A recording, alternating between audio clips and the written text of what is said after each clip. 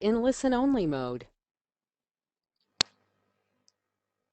Okay, good afternoon. My name is Denise Williams. And I am one of the tutors associated with the Math Center at Grantham University. I have been, this is number 4 in a series of webinars on using technology in business statistics class. This is a tutorial in Microsoft Excel data analysis toolpack, as well as Microsoft Excel's functions and formulas. As stated in previous webinars, the purpose of this webinar is to help the students to succeed in the BA215 statistics class by showing you, the student, how to use technology that's available to you, readily available to you, to speed up the process of solving some of the problems in the statistics class so that you can not get bogged down with the computation and instead focus on the analysis, which is equally, if not more important than the computation. Now, what we talked about last webinar is how to use technology, particularly the Excel data analysis toolpack. Well, actually, last class we talked about functions, how to use that to find probability or area under a normal curve. Now, today's class, we're going to continue in that same vein, but we're going to talk about how to find area under the normal curve for sampling distributions of the mean. So in this instance, we're not talking about finding the area under the curve that corresponds to one value. Instead, we're talking about area under the curve that corresponds to an average of values. So not just one, we're looking at a group and then averaging those in the group. We're not going to focus in this webinar, we're not going to focus on the theory behind the information. We're not going to talk about how to or why you're doing it or the steps that it goes through, because this is not to replace your lecture. This is not to replace your book. This is a supplement to help you to see how to use the data, how to use the Excel technology. So I'm not going to focus too much on what these things mean. Hopefully you've already read the notes, and so this will just help you to speed up the process of doing the work. Now, what are we talking about when we say the sampling distribution of the mean, the population mean, and the standard deviation, or the sample mean and standard deviation? Well, in this case, we're talking about mu of x bar. So notice here where it says mean, that the notation is a little bit different from what we have seen before. Here we have a mu, and then we have a subscript of x with a bar on top of it. This x bar represents an average or a mean of a sample. So we're talking about finding the average of the average. And the average of the average, by definition, is equal to the mean. So the average of the sample is equal to the population mean. Now, the standard deviation of the averages is equal to the population standard deviation over the square root of n. This n refers to the sample size. So when we're talking about sampling distributions of the mean, you're always given an n, you're given a sample size. And so when you're given that sample size, you can use that to calculate your standard deviation. This is also called the standard error for the sampling distribution of the mean. Now let's go through a few problems, some examples to see how to use these formulas and how Excel can help you with that. So again, notice what the formulas are for mu of x bar and for sigma of x bar. And let's look at the next slide. Now here we're given two problems, and in the first and second problem you're given values for mu, for sigma, and for n. And those not written there, what you're asked to do is to solve m of x bar, sigma of x bar. So m of x bar and sigma of x bar. So you're going to use the formulas that are on this slide and then solve for mu of x bar and sigma of x bar. To do that, let's open up our Excel, Microsoft Excel, which I have here.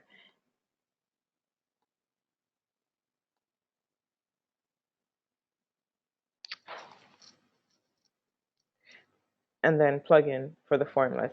So I have example 1 already written out here and example 2 already written out here. I have the mu, the sigma, and n that corresponds. Now, what does the formula say for mu of x bar? This one requires no computation at all. Mu of x bar is just equal to mu. Mu of x bar is just equal to mu. So in this case, our mu is 80. So our mu of x bar is also just 80. That's the easiest problem. Now the sigma of x bar, this is where it probably gets a little complicated. The sigma of x bar is equal to, the formula says, let's go back to the keynote so you can look again. The formula says that the sigma of x bar is equal to, see here on the screen, sigma over the square root of n. So the population standard deviation divided by the square root of the sample size. Now let's plug that into the formula on our Excel spreadsheet. So we have sigma is equal to 14, and then divided by the square root. Now in Excel, you can type in SQRT, SQRT, and that stands for square root of n, which is 49. So I can just type in 49. Remember the parentheses. So 14 divided by the square root of 49, and then I press equal. And that will give me my sigma of x bar, which is 2. Now let's go back over to example. Let's go over to example 2 and see again how to do this. Now mu of x bar is just equal to mu. So this requires no computation. Mu of x bar is just 64. Sigma of x bar, just a little bit more work involved here. This is equal to sigma. Sigma is 18. Here I'm going to do it a different way. Instead of typing in the numbers, I'm going to highlight the screen, highlight the cells. Now it's equal to sigma divided by, so I put in my dash, divided by the square root, SQRT, open parentheses, of n. I think I have my n mixed up here. N was 36 for this problem. Okay, so it's equal to sigma, again, divided by the square root of n. And so for this problem, my sigma of x bar, so the standard deviation of the mean, is equal to 3. If confused about the formula, here it goes again. Here I just highlighted the cell my sigma is in and divided by square root SQRT, and then highlighted the cell, open parentheses, highlight the cell where my n is in, which is 36.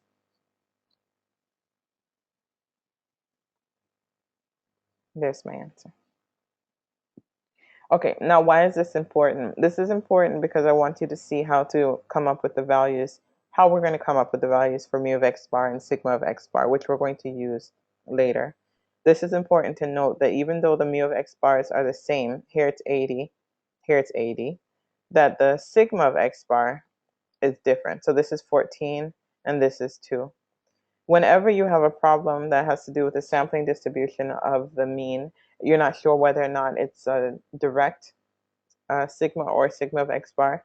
If they give you a sample size, for example, they give you a sample size here of 49 and they're talking about averages and they're talking about averages, and that means that you have to use the formula that we use here.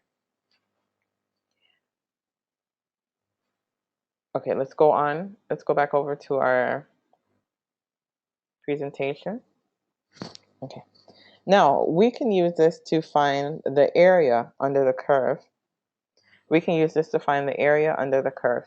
So we talked a little bit about this. We talked a lot about this, actually, in the last webinar, where we have to find the shaded area corresponding to the probability underneath the curve. And we talked about using the standard normal distribution curve in the table to do this.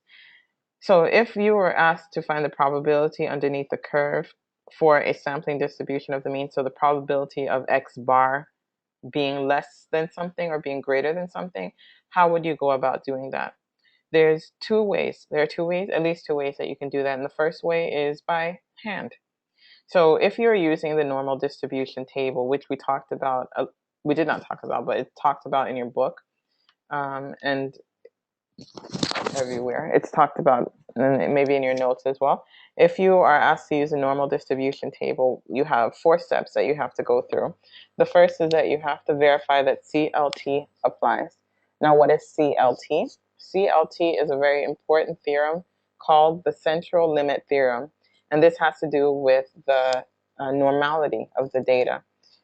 It also has to do with the sample size. You have to make sure that there are at least 30 data points, or that the population is already normal. Step 2, you have to determine the mean, mu x bar, and the standard deviation, sigma of x bar, which is what we just did. Step 3, we have to convert the sample mean, this x bar, into a z-score. And then after all of that, you can use the table. Then you find the area that corresponds to the shaded region on the graph, and that would be found by looking through the table for the z value and then finding the point. Now this is fine. It's fun for me, but it might be tedious for many others. And so for that reason, I'm going to show you now a much faster way of finding the area underneath the curve that corresponds to the sampling distribution of the mean. Okay, so let's go on. Now in Microsoft Excel, there are formulas that are built in to the software that help you to find the area to the left, to the right, and so on for underneath a normal curve. Now we are still using a normal curve similar to what we were doing last webinar, but this normal curve has different parameters than what we were dealing with last time. When I say parameters, I mean that the values for mean and the values for the standard deviation are changing. Now, what values are we using? Please look at the formulas that are listed on the slide. If we are trying to find the area to the left, and that means that we're dealing with problems that have to do with less than, so probability of something being less than something else, we will use the first formula. Notice that instead of having an x in the first slot, we have instead x bar. So this is an average and not just one individual. In the second slot, we have mu of x bar. In the third slot, this is the same as the standard deviation of the mean. So this is sigma over square root of n. This is the formula that we just worked with not too long ago, a few seconds ago. Now, if you're finding the area to the right between two values and so on, you would use the same parameters, just different variations on the formulas. So if you have any questions about how to use these formulas, or where these formulas came from, you can look back at the webinar from last class or last week and see exactly how these were derived, or see in more detail how you can use these formulas, at least the ones for the standard normal curve. Now, notice that something that's different from what we did for last week is that for last week, for the most part, the formulas that we dealt with had an S in the middle of them. So where it says NORM, there was a period and then an S, and then a period and then DIST. Now here the S is gone. And the reason for that is that we're not working with the standard normal curve anymore. We're just working with a regular normal curve. The mean is not always going to be 0, and the standard deviation is not always going to be 1. So make sure that we don't use the S formula that we were working with last time. Okay. Now the first area to the left formula is the one that we're going to be focusing on in today's class. This is the one we're going to be focusing on today's class. So let's see how to use this. Okay, so here's the first example, our first practice problem. And this one talks about the gestation period or the length of pregnancies.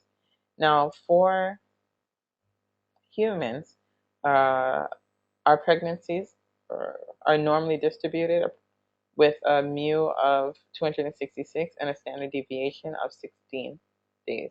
266 days and standard deviation of 16 days.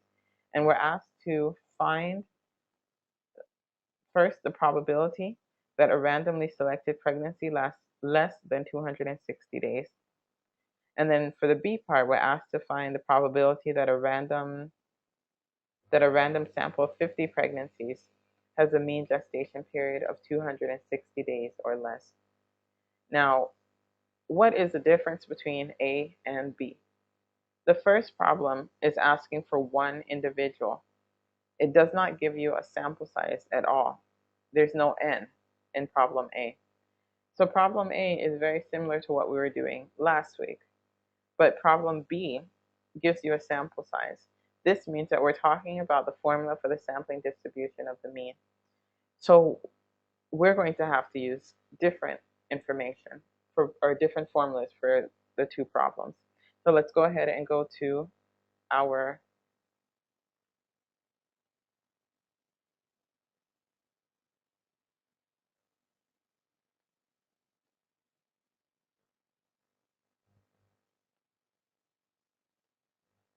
Excel spreadsheet. So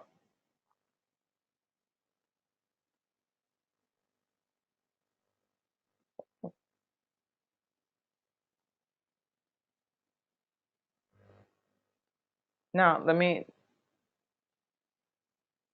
first enter the information that's given in the problem. Now the first problem about gestation period gives me an mu value of 266. They give me a standard deviation value of 16 and an n value for the B problem of 50. Now what are we going to do with this information? Remember that the formula is equals NORM dot DIST. Remember, this is a formula. I open the parentheses and I'm going to type in my x. Now here, my x corresponds to this number that's here, the 260. So I'm going to type in 260. I parentheses, my mean, which is 266 from the top. My standard deviation, which is 16, and true, because it's not a discrete function. Okay, and so I press enter.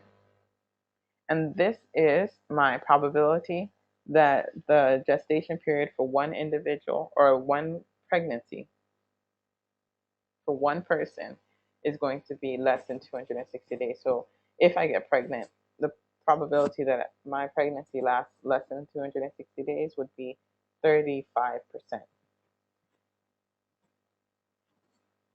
Now for the second part of the problem, let's go back to the keynote just to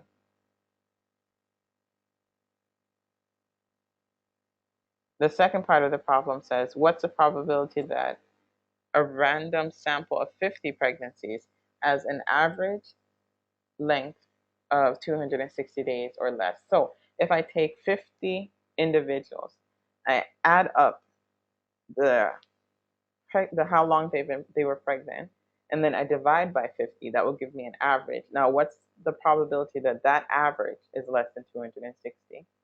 Let's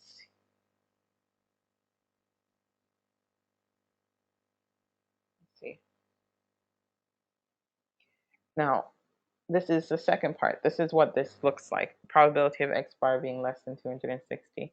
Notice that here in the first one we have an x, whereas in the second one we have an x bar. This implies that we are dealing with an average of a sample. So again, we're going to type in the norm.dist formula. We open the parentheses. Here we have an x bar of 260 as well. We have a mean of 266. That stays the same. We have a standard deviation. Now this is where it changes. We have a standard deviation of 16 divided by the square root of our sample size, which is 50. And then we have true. Just to make sure that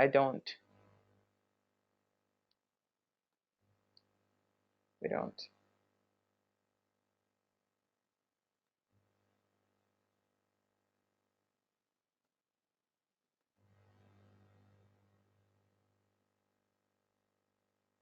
have any problems, but we shouldn't have any problems. Um, I put some parentheses around here, but you don't necessarily have to do that. I just think it looks nicer and cleaner, and hopefully there's no problem. So I press the check mark to enter it, and this is my answer. So this means that the probability that an average gestation period for a sample of 50 individuals is less than 260 days is very, very small. That probability would be about 0.4%. So notice that the answers are different, very different, and the reason being that this is talking about one individual, whereas this is talking about an average of 50 individuals.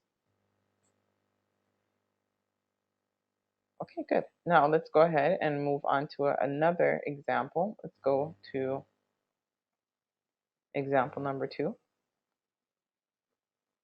And this one is talking about medical residents. So in a study that's listed there, the Accreditation Council for Graduate Medical Education found that medical residents work an average of 81.7 hours per week.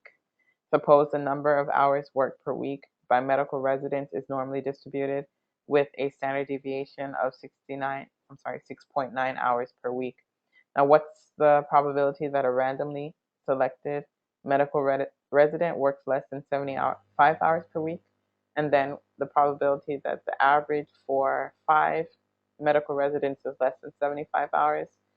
And then for C, the probability that the average for 8 students is less than 75 hours. So we're going to do A, B, and C right now.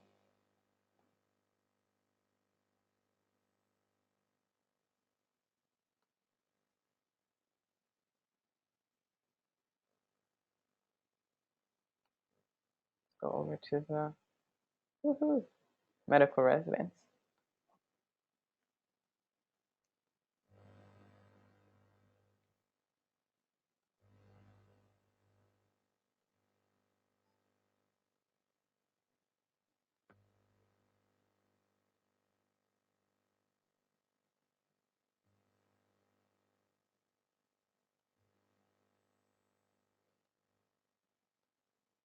Okay. Now for the first problem, no, before we start with the problem, let's start with what we know, because I like to list out what we know first. And what we know is that the mu is equal to 81.7. This is given in the problem. So 81.7. And then the sigma is also given in the problem as 6.9. For the first problem, we have a sample size of 5. And for the second problem, we have a sample size of 8 for C. So this is A, this is B, this is C.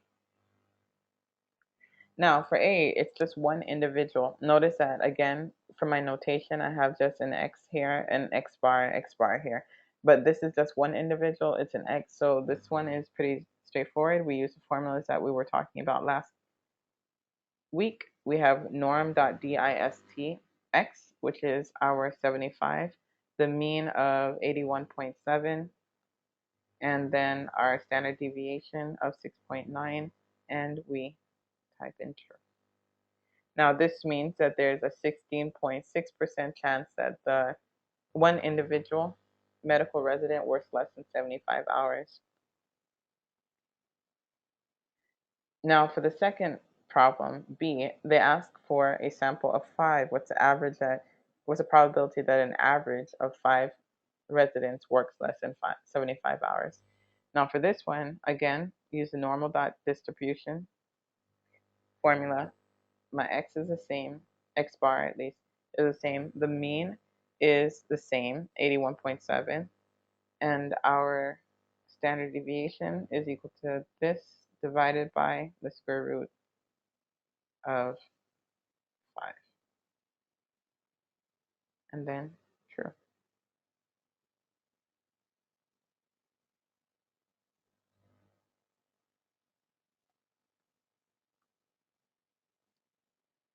Now what about for a sample size of 8? So again, we're using similar formula, equals to norm dot dist, open parentheses, 75, my mean of 81.7, my standard deviation of 6.9 divided by the square root sqrt, open parentheses, 8, and then true. So what it seems like is happening is the larger my sample size, the smaller the probability is. Okay, so this should be pretty straightforward. Whenever they're giving you a sample size, so they tell you that there are 5 students or 8 students, when they're giving you that number, it's for a reason. That number is to be used in the formula. It's to be used in the formula. Instead of having to do this by hand, we've shown how to use the functions that are built into Excel to solve.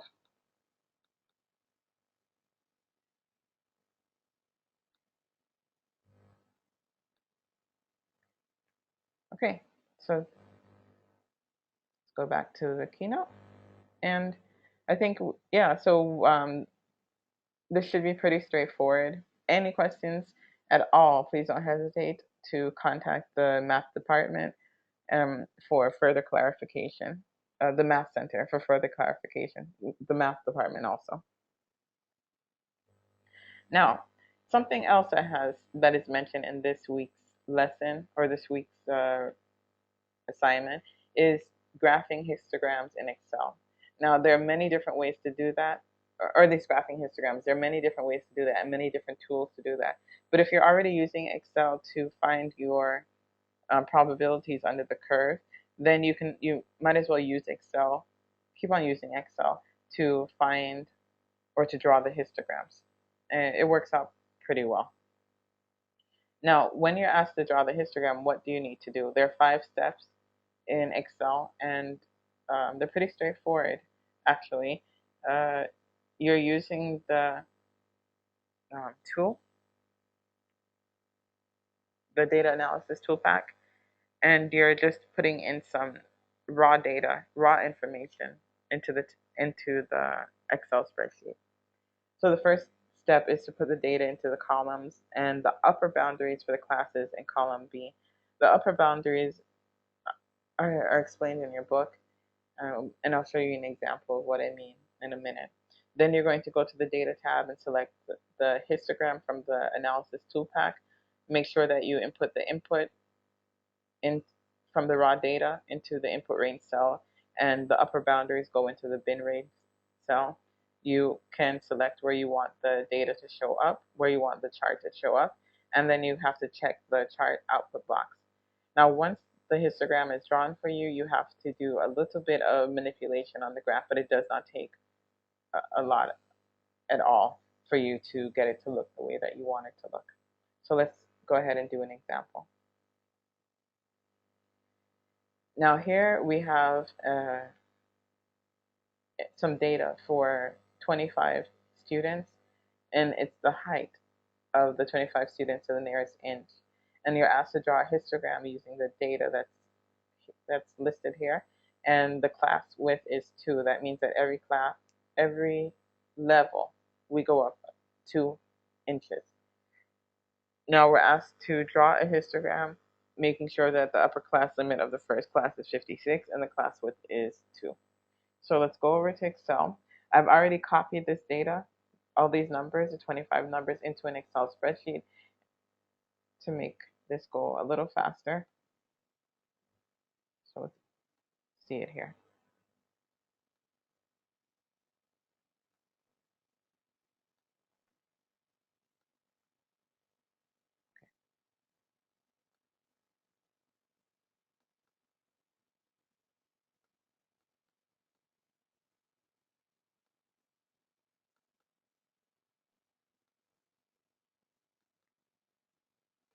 Okay. Now, here, this is just numbers that correspond to each of the students. So there's 25 students, and so I listed them as numbers 1 through 25. Here in this column are the heights of the students that I just copied from the spreadsheet, copied from the Keynote. So the student number 1 was 65 inches, student number 2 was 70 inches, and so on. Now this is something that you also have to put in manually. This is the bin, which is the upper boundaries for the class. I'm going to take off this bin. It's just the upper boundaries for each of the classes. So this first class, this means that the first class is any number between 55 and 56. So out of the data that's listed here, the height, any number that is between 55 and 56, no, I'm sorry, this is 56 to 57. So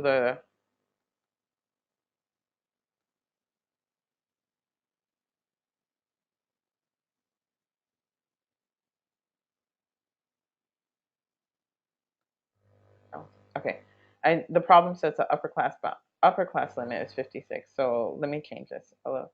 The upper class limit is 56. So this means that this refers to anything between 55 and 56. That means that the next number would be 57. It would be 2 plus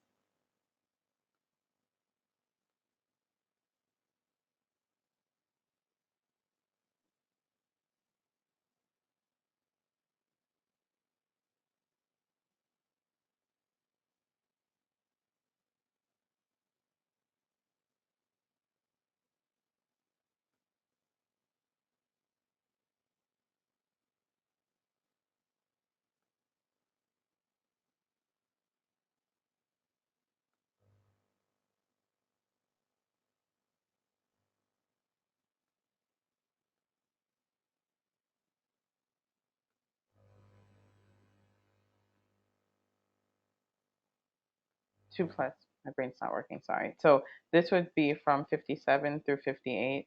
This would be from 59 through 60.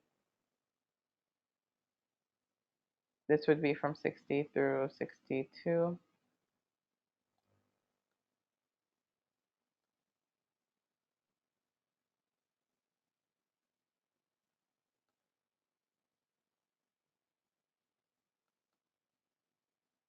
Yeah. This would be from 63 through 60.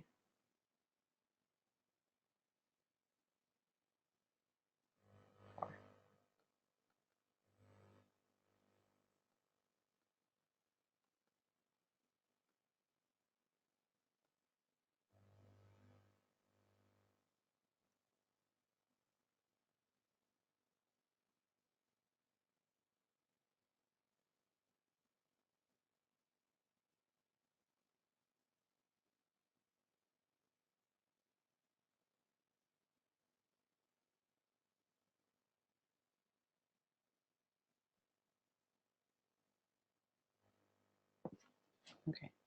So what does this mean? Again, here is the upper boundaries. Now this, we're doing like a frequency table. So I'm looking at the 25 numbers here, the 25 numbers that are listed here in the second column B, and I'm seeing of these 25 numbers, which one of them is between 55 and 56? How many of them are between 55 and 56? And I'm going to count that up. How many of the numbers are between 57 and 58, and so on. Now, in this column, which is very important, what I'm listing are the upper boundaries. What I'm listing are the upper boundaries. So what are the the largest numbers in each of these classes. So 56, 58, 60, these are the numbers that correspond to the bigger numbers here. Now, once I have this listed, once I have these things listed, what I need are this column and this column. So the B and the E column. Now I'm going to go to my data tab. Under data tab, I'm going to select data analysis. And this is going to give me my data analysis tool pack. Now under the tool pack, I'm going to select histogram and I'm going to click OK. Now here, they ask me to put in my input range, and my input range is this. Make sure that this is selected, this is highlighted, and then drag, click and drag to make sure my input range is selected. My bin range, I'm going to click on this and make sure that I'm selecting this column. Now I've decided that I want a new worksheet. Oh, also, I'm sorry, make sure that you have the labels checked if you have labels for your data. So I have a label here. This is the name, the name of the column and the name of this column. So I check labels. Now the new worksheet apply means that in this worksheet, in this workbook, I would like to have a new worksheet, and I want it to be called chart output. I'll call it chart output 2. And then make sure that I have chart output here. So this is going to give me a frequency table, and it will give me the histogram. I click OK. And this is my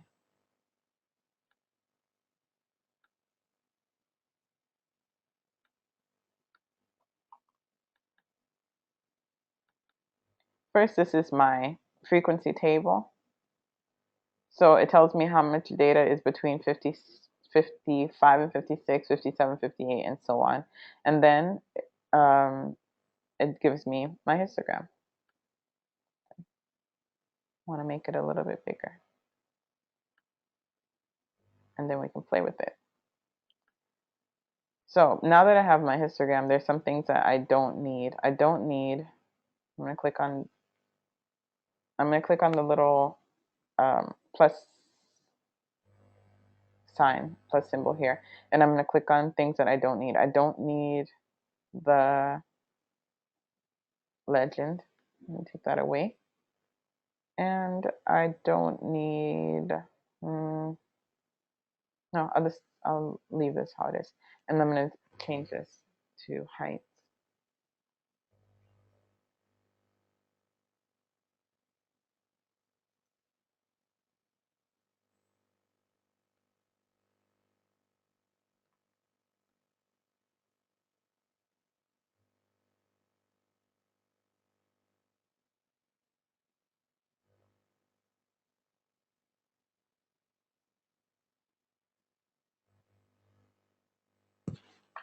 Okay, so I just changed it.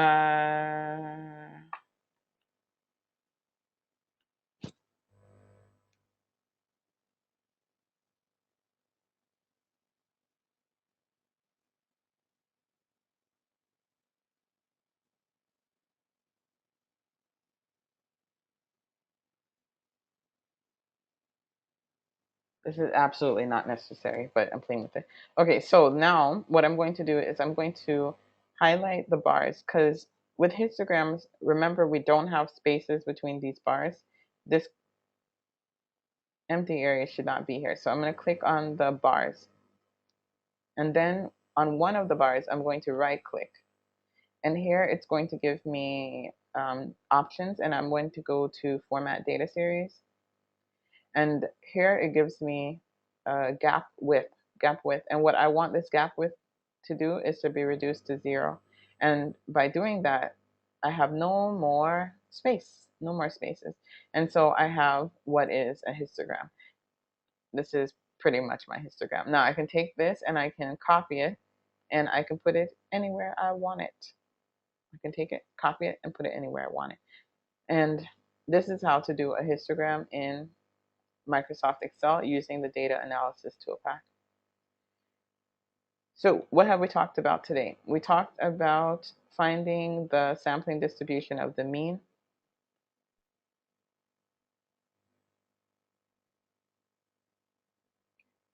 We talked about finding the sampling distribution of the mean and how to go about finding the mean and the standard deviation using Microsoft Excel. We talked about how to use the formulas in Microsoft Excel to find the probability underneath the curve. We'd only focus on the area to the left, but if you were asked to find the area to the right, you could use the same formulas, just some variation on it. We also talked about finally how to draw a graph, a histogram particularly, in Excel using the data analysis toolpack. So this is it for today's lesson. If there are any questions, please don't hesitate to call or contact the Math Center. If you need one-on-one tutoring, we're also available for that. Anything you need statistics related, please don't hesitate to contact us. Thank you very much for watching. I hope you have a wonderful afternoon.